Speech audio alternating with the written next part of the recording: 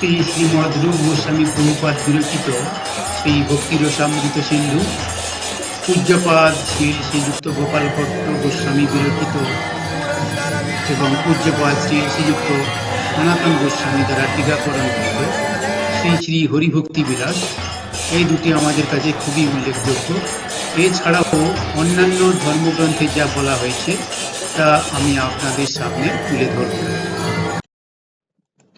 আসন নিয়ম: সর্বসিদ্ধি লাভার্থ ব্যাঘ্র চর্মাসন এবং জ্ঞান সিদ্ধার্থ মৃগ চর্মাসন প্রশস্ত।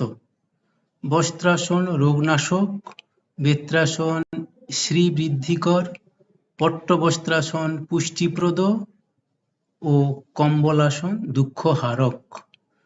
কৃষ্ণবর্ণ বস্ত্র দ্বারা অভিচার কর্মে, রক্তবর্ণ বস্ত্র দ্বারা বশীকরণ, শ্বেত বস্ত্র দ্বারা শান্তি কার্যে এবং নানা বর্ণের বস্ত্র দ্বারা অন্যান্য সকল ক্রিয়ায় আসন প্রস্তুত করিবে। আরও লিখিত আছে, চারিদিকে চতুষ্কোণ 1 বা 2 হস্ত প্রমাণ ও অঙ্গুলি চতুষ্টয় উচ্চ আসন, কুশ এক ধরনের ঘাস এবং অজিন বা মৃগচর্ম ও বসনযুক্ত করিয়া প্রস্তুত করিতে হয়। জপমালা: বরাহ পুরাণে লিখিত আছে, ভাগবত ভক্তিনিষ্ঠ হইয়া মালা গ্রহণ না করিলে সেই দীক্ষা অসুরী বলিয়া অভিহিত হয়। মালা গ্রহণ পূর্বক মন্ত্র চিন্তা করিলে সেই সুধি কর্তৃক আমি সহস্র জন্ম চিন্তিত হইয়া থাকি। তদীয় ওই মালা মঙ্গলকারী, কুশল, সিদ্ধিদাত্রী ও ভবপাপমোচনী। তুলসীমালা যাবতীয় কর্মেই সকলের বাঞ্ছিত পূরণী জানিবে।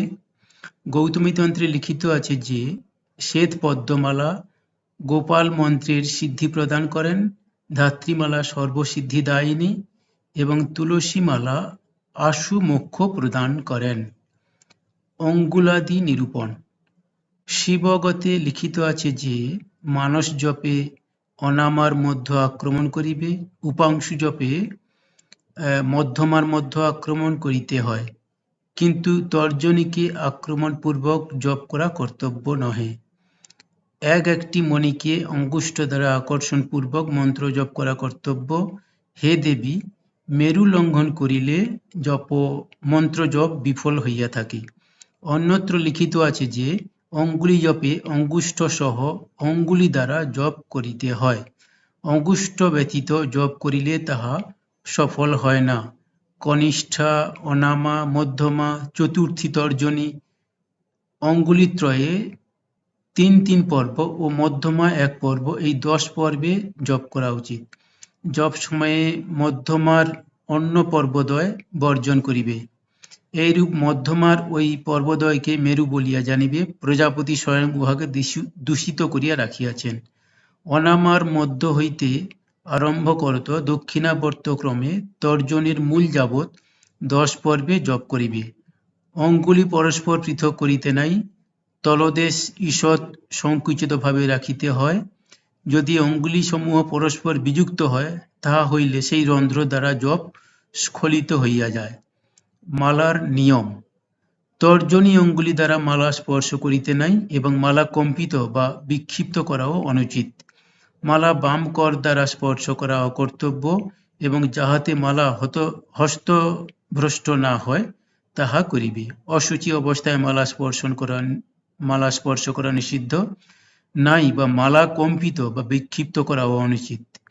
মালা বাম কর দ্বারা স্পর্শ করা অকর্তব্য এবং যাহাতে মালা হস্তভ্রষ্ট না হয় তাহা করিবে।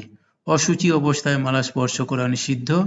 ভুক্তি, মুক্তি ও আকর্ষণ বিষয়ে মধ্যমাতে স্থাপন পূর্বক জপ করাই শুধু ব্যক্তির কর্তব্য। শান্তি, শাস্ত্রয়নাদি উৎকৃষ্ট ক্রিয়ায় অঙ্গুষ্ঠ ও অনামা দ্বারা জপ করা কর্তব্য। বিদ্বেষ ও উচ্চাটন কর্মে অঙ্গুষ্ঠ ও তর্জনী দ্বারা এবং মারণ ক্রিয়ায় অঙ্গুষ্ঠ ও কনিষ্ঠা দ্বারা জপ করিবে। অঙ্গুষ্ঠ মুক্তিপ্রদ ও ও তর্জনী অরিবিনাশিনী বলিয়া প্রসিদ্ধ।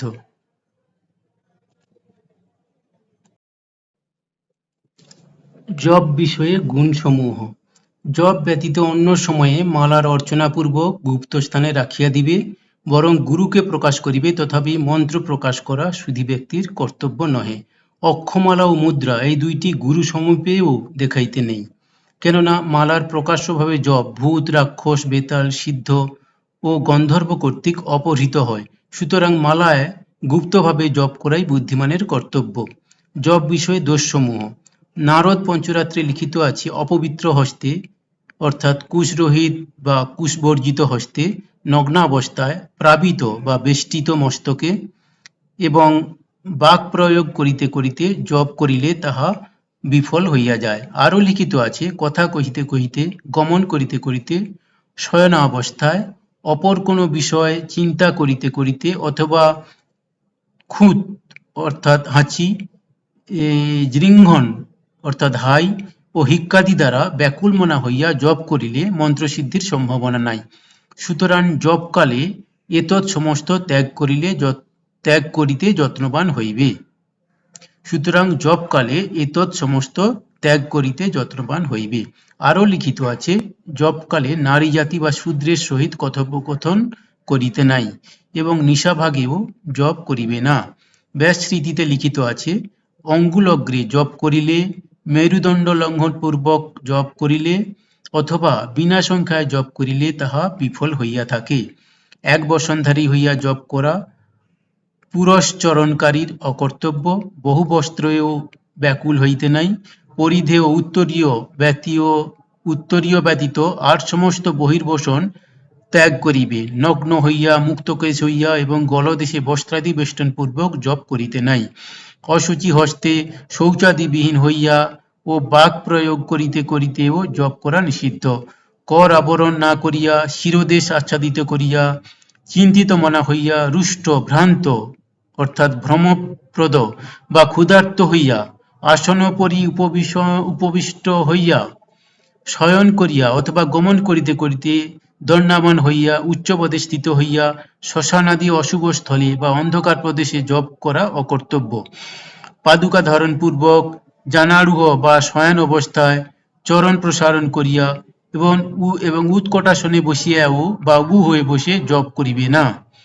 ভ্রমণ করিতে করিতে, হাস্য করিতে করিতে, পার্শ্বভাবে দৃষ্টি নিক্ষেপ করিতে করিতে, অনাশ্রম স্থলে বাক্ প্রয়োগ করিতে করিতে অথবা শিরপ্রদেশ আবরণপূর্বক জপ করা নিষিদ্ধ। হস্ত দ্বারা হস্ত এবং পদ দ্বারা পদ আক্রমণপূর্বক জপ করিবে না এবং চপল চিত্তে বা সন্দিগ্ন মনেও জপ করিতে নাই।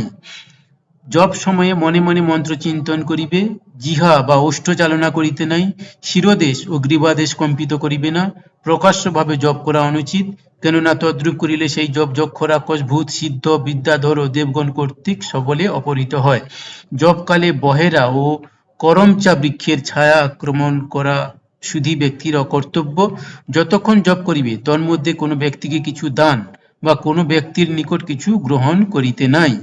জপকালে দোষের প্রায়শ্চিত্ত।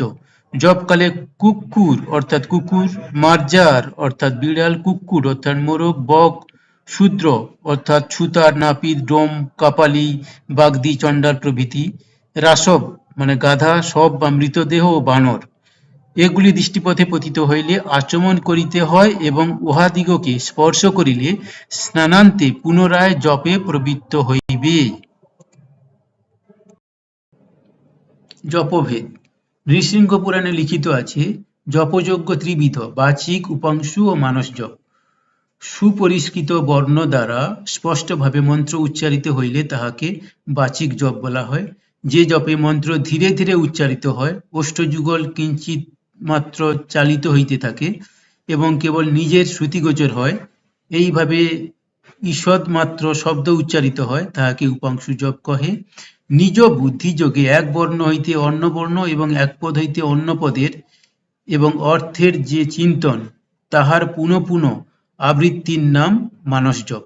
এই বিষয়ে যাজ্ঞবল্কের উক্তি আছে যে, উপাংশু জপ হইতে বাচিক জপ শতগুণ এবং মানস জপ সহস্র গুণে অর্থাৎ 1000 গুণ প্রধান। কেননা মানস জপ ধ্যানের সাদৃশ, হে দ্বিজোত্তমগণ, সর্বত্র এবং সর্বদা মানস জপ করিতে পারে, তাহাতে দোষ নাই। সুতরাং জপনিষ্ঠ ব্যক্তি সর্বযজ্ঞ ফলপ্রাপ্ত হইয়া থাকে। অপবিত্র বা পবিত্র অবস্থাতে হোক, কিংবা গমন করিতে করিতে দণ্ডায়মান হইয়া বা শয়ন অবস্থাতেই হোক, একমাত্র মন্ত্রের আশ্রয় গ্রহণপূর্বক নিরন্তর মনে মনে মন্ত্র আবৃত্তি করা বিদ্বান ব্যক্তির কর্তব্য। সিদ্ধিকামী ব্যক্তির পক্ষে মানস এবং পুষ্টিকামী পক্ষে উপাংশু জপই কর্তব্য। মারণোচ্চাটনাদি কর্মে বাচিক জপের অনুষ্ঠান করিবে। অগ্নিপুরাণে লিখিত আছে যে, কুশাসনে পূর্বমুখে সমাসীন হইয়া সজল করে সহস্রধা বা শতধা মালা পরিবর্তন করিতে হয়। মন্ত্র দেব প্রকাশনীতে লিখিত আছে, আদিত্য, গুরুদেব, চন্দ্র, দ্বীপ, জল, দ্বিজাতি, গো এই সমস্তের নিকট ও সম্মুখে জপ করিবে, কিন্তু দ্রুত বা বিলম্বিত ভাবে অথবা ন্যূন বা অধিক জপ করিতে নাই। আরও লিখিত আছে, পূজা করিয়া দ্বিতীয় প্রহর যাবৎ জপ করিতে হয়। যদি তাহার ঊর্ধ্বে হয়, তবে বিধানবিদ ব্যক্তি পূর্ববৎ স্নানান্তে নাসান্ত যাবৎ পূজা, হোম প্রভৃতি নিখিল কর্ম সমাপান্তে জপে প্রবৃত্ত হইবে। হে বিপ্র, যাবৎ দিবা শেষ না হয় তাবৎকালই জপ করিবে। সারসংক্ষেপ: শিবগতে লিখিত আছে যে, মানস জপে অনামার মধ্য আক্রমণ করিবে, উপাংশু জপে মধ্যমার মধ্য আক্রমণ করিতে হয়, অঙ্গুলি জপে অঙ্গুলি পরস্পরের পৃথক করিতে নাই, তলদেশ ঈষৎ সংকুচিত ভাবে রাখিতে হয়। যদি অঙ্গুলিসমূহ পরস্পর বিযুক্ত হয়, তাহা হইলে সেই রন্ধ্র দ্বারা জপ স্খলিত হইয়া যায়। দ্বিতীয় প্রহর যাবৎ জপ করিতে হয়। নিশাভাগেও জপ করিবে না। সর্বত্র এবং সর্বদা মানস জপ করিতে পারে, তাহাতে দোষ নাই। অপবিত্র পবিত্র অবস্থাতে হোক, কিংবা গমন করিতে করিতে দণ্ডায়মান হইয়া বা শয়ন অবস্থাতেই হোক। যাজ্ঞবল্ক্যের উক্তি আছে যে, উপাংশু জপ হইতে বাচিক জপ শতগুণ এবং মানস জপ সহস্র গুণে মানে 1000 গুণ প্রধান, কেননা মানস জপ ধ্যানের সাদৃশ। সুতরাং বাচিক ও উপাংশু জপ এক জায়গায় উপযুক্ত আসনে বসে করতে হয়। এক মণি থেকে অন্য মণিতে যাবার পূর্বে আমরা 4 বার কৃষ্ণ নাম এবং 4 বার রাম নাম শুনেছি কিনা নিশ্চিত হতে হবে, কারণ আমাদের মন চতুর্দিকে ঘুরে বেড়ায় এবং মনকে বাঁধার এইটি একটি সঠিক পথ।